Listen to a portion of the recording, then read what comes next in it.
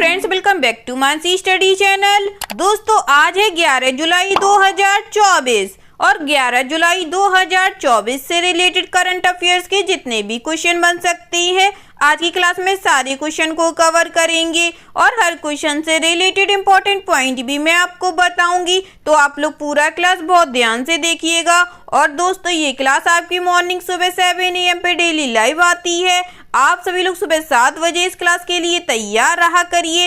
इससे आपकी तैयारी करंट अफेयर्स में बेहतर होने वाली है और आगे आने वाले सभी एग्जाम में आप लोग करंट अफेयर्स से रिलेटेड जितने भी टाइप के क्वेश्चन एग्जाम हॉल में पूछे जाते हैं, आप उन सभी टाइप के क्वेश्चन का आंसर बहुत इजीली दे पाएंगे। तो चलिए आगे बढ़ते हैं और आज का पहला क्वेश्चन देखते हैं। आज का पहला क्वेश्चन लिखा है, केंद्रीय गृह मंत्री और सहकारिता मंत्री अमित शाह ने किस शहर में अमीन PJKP विद्यार्थी भवन का उद्घाटन किया है? Union home minister and minister of cooperation Amit Shah has inaugurated the Amin PJKP Vidyarthi Bhavan in which city? First option है अहमदाबाद, सेकेंड ऑप्शन है मुंबई, थर्ड ऑप्शन है गांधीनगर, फोर्थ ऑप्शन है न्यू दिल्ली। जल्दी से बताइएगा दोस्तों, इस क्वेश्चन का राइट आंसर क्या हो जाएगा? इस क्वेश्चन का जो राइट आंसर हो जाएगा फ्रेंड्स, वह है हमारा ऑप्शन नंबर सी, गांधीनगर। चलिए इस क्वेश्चन से रिलेटेड इंपॉर्टेंट पॉइंटों को पढ़ते हैं। केंद्रीय गृह मंत्री और सहकारिता मंत्री अमित शाह ने गुजरात के अहमदाबाद में अमीन PJKP विद्यार्थी भवन का उद्घाटन किया है।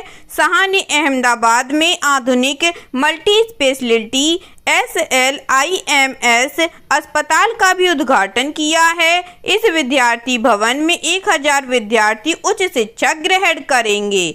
ठीक है दोस्तों, चलिए आगे बढ़ते हैं और नेक्स्ट क्वेश्चन देखते हैं। नेक्स्ट क्वेश्चन लिखा है फ्रेंड, जुलाई 2024 में उद्योग और आंतरिक व्यापार संवर्धन विभाग ने एक गुणवत्ता नियंत्रण आदेश जारी किया, जिसके तहत उपभोक्ता सुरक्षा और उत्पाद की गुणवत्ता बढ़ाने के लिए कितने और के इन रसोई के बर्तनों के लिए ISI चिन्ह अनिवार्य कर दिया गया। इन July 2024 the department for promotion of industry and internal trade issued a quality control order making the ISI mark mandatory for these and kitchen utensils to enhance consumer safety and product quality। First option है carbon steel and aluminium के बर्तन, second option है stainless steel और carbon बर्तन, third option है stainless steel और plastic के बर्तन, फोर्थ ऑप्शन है स्टेनलेस स्टील और एल्यूमिनियम के बर्तन।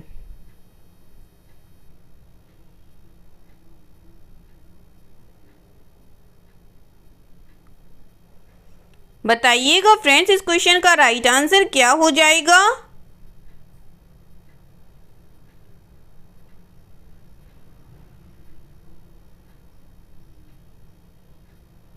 इस क्वेश्चन का जो राइट आंसर हो जाएगा फ्रेंड्स, वह है हमारा option number D, stainless steel और एल्यूमिनियम के बर्तन। चलिए इससे रिलेटेड इंपॉर्टेंट पॉइंटों को पढ़ते हैं।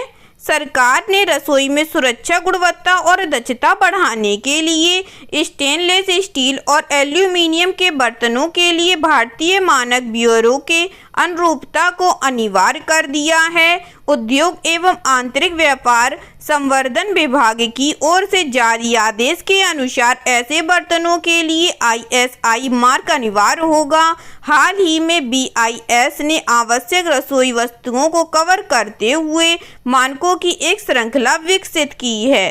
ठीक है दोस्तों, चलिए आगे बढ़ते हैं और नेक्स्ट क्वेश्चन देखते हैं। नेक्स्ट क्वेश्चन लिखा है फ्रेंड्स, किस राज्य सरकार ने नेपाल सीमा के पास वृक्षारोपण जन अभियान 2024 के तहत मित्र वन पहल शुरू की है? Which state government has launched the Mitra one initiative under the tree plantation जन अभियान 2024 near the Nepal border? First option है उत्तर प्रदेश, सेकेंड ऑप्शन है उत्तराखंड, थर्ड ऑप्शन है बिहार, फोर्थ ऑप्शन है सिक्किम।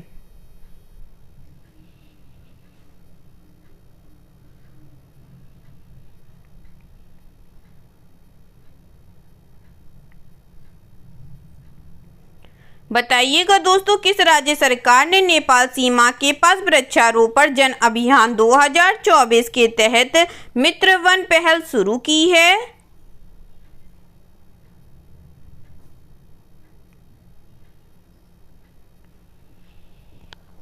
इस क्वेश्चन का जो राइट आंसर हो जाएगा फ्रेंड्स, वह है हमारा option number A, Uttar Pradesh. चलिए इससे रिलेटेड इंपॉर्टेंट पॉइंटों को पढ़ते हैं। उत्तर प्रदेश सरकार ने वृक्षारोपण जन अभियान 2024 के अंतर्गत मित्र वन पहल शुरू की है। मित्र वन पहल का उद्देश्य उत्तर प्रदेश नेपाल सीमा पर हरित आवरण को बढ़ाना है। उत्तर प्रदेश और नेपाल सीमा पर 20 जुलाई से मित्र वन पहल शुरू होगी। इसका मुख्य उद्देश्य 35 करोड़ पौधे लगाकर हरित आवरण बढ़ाना है। पड़ोसी राज्यों और नेपाल के पास पर्यावरणीय पहल के माध्यम से द्विपक्षीय संबंधों को बढ़ावा देना है। ठीक है दोस्तों, चलिए आगे बढ़ते हैं और नेक्स्ट क्वेश्चन देखते हैं।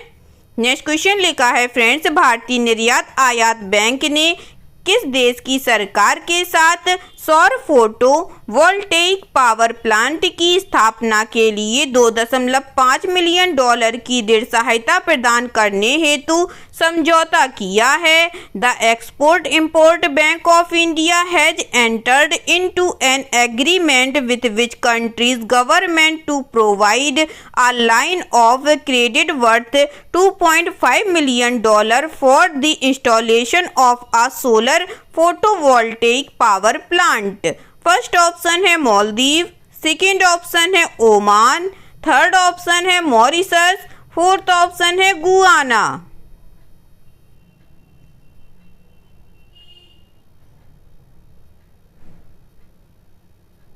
जल्दी से बताइएगा फ्रेंड्स, भारतीय निर्यात आयात बैंक ने किस देश की सरकार के साथ सौर फोटोवोल्टेइक पावर प्लांट की स्थापना के लिए $2.5 मिलियन की ऋण सहायता प्रदान करने हेतु समझौता किया है? इस क्वेश्चन का जो राइट आंसर हो जाएगा फ्रेंड्स, वह है हमारा ऑप्शन नंबर डी, गुयाना। चलिए इससे रिलेटेड इंपॉर्टेंट पॉइंटों को पढ़ते हैं। भारतीय निर्यात आयात बैंक एक्जियम बैंक ने गुयाना सरकार के साथ एक सौर फोटोवोल्टेइक विद्युत संयंत्र की स्थापना के लिए $2.5 मिलियन की ऋण सहायता प्रदान करने हेतु समझौता किया है। यद्यपि यह सौदा 29 फरवरी 2024 को हुआ था। ऋण सुविधा के तहत ऋण वितरण की अंतरिम तिथि परियोजना के पूरा होने के 48 महीने बाद होगी। सौर फोटोवोल्टेइक ऊर्जा संयंत्र गुयाना के चेड्डी जगन अंतर्राष्ट्रीय हवाई अड्डे पर स्थापित किया जाएगा। ठीक है दोस्तों, चलिए आगे बढ़ते हैं और नेक्स्ट क्वेश्चन देखते हैं। नेक्स्ट क्वेश्चन लिखा है फ्रेंड्स, जुलाई 2024 में Tata realty and infrastructure limited ने चेन्नई में रामानुजन इंटेलियन पार्क एक टिकाऊ रियल एस्टेट विकास परियोजना के पुनर्वित्त के लिए अंतर्राष्ट्रीय वित्त निगम IFC से कितना ऋण प्राप्त किया है? In July 2024, Tata Realty and Infrastructure Limited has secured loans from the International Finance Corporation IFC for refinancing of Ramanujan Intelligent Park in Chennai, a sustainable real estate development project. First option है 625 करोड़ रुपए। First option है 625 करोड़ रुपए। Second option है 725 करोड़ रुपए। Third option है 825 करोड़ रुपए। Fourth option है 925 करोड़ रुपए। बताइएगा फ्रेंड्स, इस क्वेश्चन का राइट आंसर क्या हो जाएगा? इस क्वेश्चन का जो राइट आंसर हो जाएगा फ्रेंड्स, वह है हमारा ऑप्शन नंबर सी, 825 करोड़ रुपए। चलिए इससे रिलेटेड इंपॉर्टेंट पॉइंटों को पढ़ते हैं। Tata realty and infrastructure limited ने चेन्नई में रामानुजन इंटेलिजेंट पार्क, जो एक टिकाऊ रियल एस्टेट विकास परियोजना है, इसके पुनर्वित्त पोषण के लिए अंतर्राष्ट्रीय वित्त निगम IFC से 825 करोड़ रुपए का ऋण प्राप्त किया है। यह वित्त पोषण बिजनेस पार्क के रणनीतिक पुनर्वित्त पोषण के लिए निर्धारित किया गया है और यह टाटा रियल्टी की स्थिरता प्रयासों को आगे बढ़ाने तथा पूरे भारत में हरित वाणिज्यिक स्थानों के मानक को बढ़ाने की प्रतिबद्धता का हिस्सा है। ठीक है दोस्तों, चलिए आगे बढ़ते हैं और नेक्स्ट क्वेश्चन देखते हैं। नेक्स्ट क्वेश्चन लिखा है फ्रेंड्स, लेबर की भारी जीत के बाद 14 साल के कंजर्वेटिव शासन को समाप्त करने के बाद राहेल रीव्स को यूके की पहली महिला किसके रूप में नियुक्त किया गया है? Rachel Reeves has been appointed as the UK first female after the Labour landslide victory ending 14 years of Conservatives rule. First option है रक्षा मंत्री, सेकेंड ऑप्शन है गृह मंत्री, थर्ड ऑप्शन है वित्त मंत्री, फोर्थ ऑप्शन है उप प्रधानमंत्री।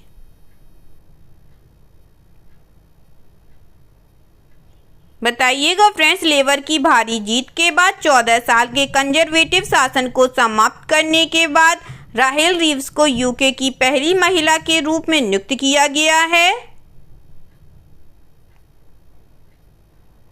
इस क्वेश्चन का जो राइट आंसर हो जाएगा फ्रेंड्स, वह है हमारा ऑप्शन नंबर सी, वित्त मंत्री के रूप में। चलिए इससे रिलेटेड इंपॉर्टेंट पॉइंटों को पढ़ते हैं। बैंक ऑफ इंग्लैंड की पूर्व अर्थशास्त्री रेचल रीव्स को लेबर पार्टी की भारी जीत के बाद ब्रिटेन की पहली महिला वित्त मंत्री नियुक्त किया गया है, जिससे 14 साल का कंजर्वेटिव शासन समाप्त हो गया है। वह 14 वर्ष की आयु में ब्रिटिश बालिका शतरंज चैंपियन बनी। उसके बाद उन्होंने ऑक्सफोर्ड विश्वविद्यालय में दर्शन शास्त्र, राजनीति और अर्थशास्त्र का अध्ययन किया, जिसके बाद उन्होंने लंदन स्कूल ऑफ इकोनॉमिक्स से मास्टर डिग्री प्राप्त की। स्नातक करने के बाद उन्होंने एक दशक तक अर्थशास्त्री के रूप में काम किया, पहले बैंक ऑफ इंग्लैंड में और फिर निजी क्षेत्र में चली गईं। ठीक है दोस्तों, चलिए आगे बढ़ते हैं और नेक्स्ट क्वेश्चन देखते हैं। नेक्स्ट क्वेश्चन लिखा है फ्रेंड्स, जुलाई 2024 में राष्ट्रपति द्रौपदी मुर्मू ने कर्तव्य के दौरान अदम्य साहस और असाधारण वीरता का प्रदर्शन करने के लिए कितने कीर्ति चक्र और कितने शौर्य चक्र से सम्मानित किया गया है? In July 2024 president Draupadi Murmu confirmed Kirti Chakra and Shaurya Chakra for displaying indomitable courage and extraordinary valour in the line of duty. First option है 10 और 26, सेकेंड ऑप्शन है 10, 28, थर्ड ऑप्शन है 26 या 10, फोर्थ ऑप्शन है 15, 22। जल्दी से बताइएगा दोस्तों, जुलाई 2024 में राष्ट्रपति द्रौपदी मुर्मू ने कर्तव्य के दौरान अदम्य साहस और असाधारण वीरता का प्रदर्शन करने के लिए कितने कीर्ति चक्र और कितने शौर्य चक्र से सम्मानित किया है? इस क्वेश्चन का जो राइट आंसर हो जाएगा फ्रेंड्स, वह है हमारा ऑप्शन नंबर ए, 10 कीर्ति चक्र और 26 शौर्य चक्र से सम्मानित किया है।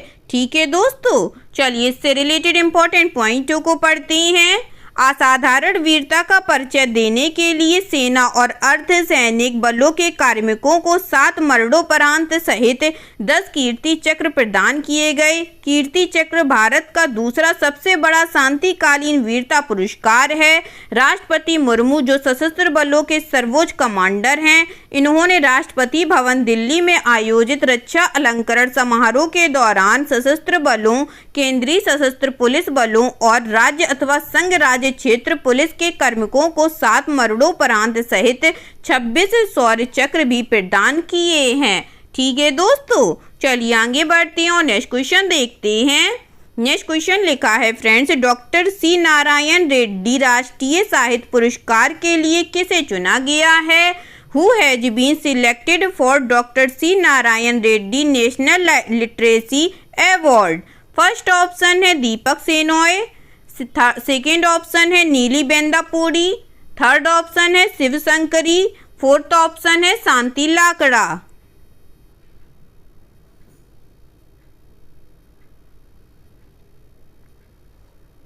बताइएगा दोस्तों, डॉक्टर सी नारायण रेड्डी राष्ट्रीय साहित्य पुरस्कार के लिए किसे चुना गया है?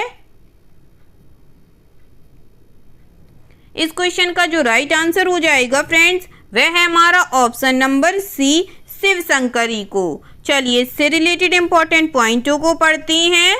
प्रसिद्ध तमिल लेखक शिव शंकरी को डॉक्टर सी नारायण रेड्डी राष्ट्रीय साहित्य पुरस्कार के लिए चुना गया है। साहित्य के क्षेत्र में उनके योगदान के लिए शिव शंकरी को 5 लाख रुपए का नगद पुरस्कार, एक स्मृति चिन्ह और एक शॉल देकर सम्मानित किया जाएगा। सरस्वती सम्मान पुरस्कार से सम्मानित सुश्री शिव शंकरी को 29 जुलाई को हैदराबाद में रविंद्र भारती में डॉक्टर सी नारायण रेड्डी की 93वीं जयंती समारोह के दौरान विश्वम्भरा पुरस्कार प्रदान किया जाएगा। चेन्नई स्थित इस लेखक ने तमिल में 36 उपन्यास, 48 लघु उपन्यास, 150 कहानियाँ, 15 यात्रा वृत्तांत, निबंधों के 7 खंड, 4 शोध पत्र और 2 आत्मकथाएं लिखी हैं। ठीक है दोस्तों, चलिए आगे बढ़ते हैं और नेक्स्ट क्वेश्चन देखते हैं। नेक्स्ट क्वेश्चन लिखा है फ्रेंड्स, भारत की 2 बार की ओलंपियन विनेश फोगाट ने ग्रैंड प्रिक्स ऑफ स्पेन अंतर्राष्ट्रीय महाद्वीपीय कुश्ती चैंपियनशिप में महिलाओं की कितनी श्रेणी में स्वर्ण पदक जीता है? India's 2-time Olympian Vinesh Phogat has won the gold medal in the women's category in the Grand Prix of Spain International Continental wrestling championship. First option है 51 kg, सेकेंड ऑप्शन है 50 kg, थर्ड ऑप्शन है 49 kg या fourth option है 55 kg।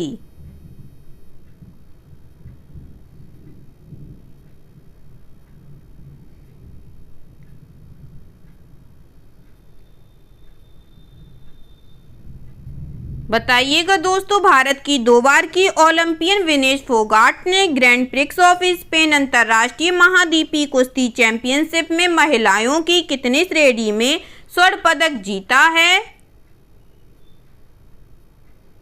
इस question का जो right answer हो जाएगा फ्रेंड्स, वह है हमारा ऑप्शन नंबर बी, 50 kg। चलिए इससे रिलेटेड इंपॉर्टेंट पॉइंटों को पढ़ते हैं। भारत की 2 बार की ओलंपियन विनेश फोगाट ने ग्रैंड प्रिक्स ऑफ स्पेन अंतर्राष्ट्रीय महाद्वीपीय कुश्ती चैंपियनशिप में महिलाओं के 50 किलोग्राम वर्ग में स्वर्ण पदक जीता है। विनेश ने पूर्व रूसी पहलवान मारिया तिमेरकोवा को, जो अब व्यक्तिगत तटस्थ एथलीट के रूप में प्रतिस्पर्धा कर रही हैं, इनको अंतिम मुकाबले में 10-5 से हराकर पीला पदक जीता। क्वार्टर फाइनल में हरियाणा के चरखी दादरी की 29 वर्षीय विनेश ने बर्मिंघम में 2022 राष्ट्रमंडल खेलों की रजत पदक विजेता कनाडा की मैडिसन पॉक्स को हराया है।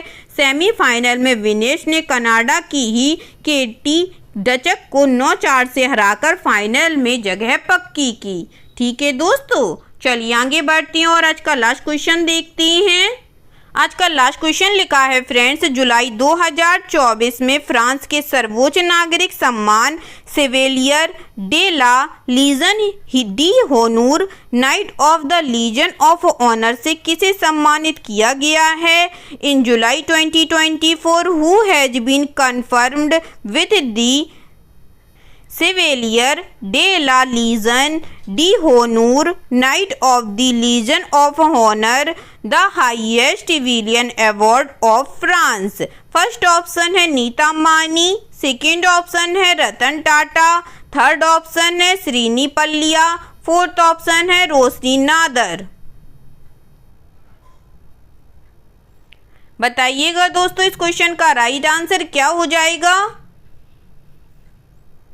इस क्वेश्चन का जो राइट आंसर हो जाएगा फ्रेंड्स, वह है हमारा ऑप्शन नंबर डी, रोशनी नादर। चलिए इससे रिलेटेड इंपॉर्टेंट पॉइंटों को पढ़ते हैं।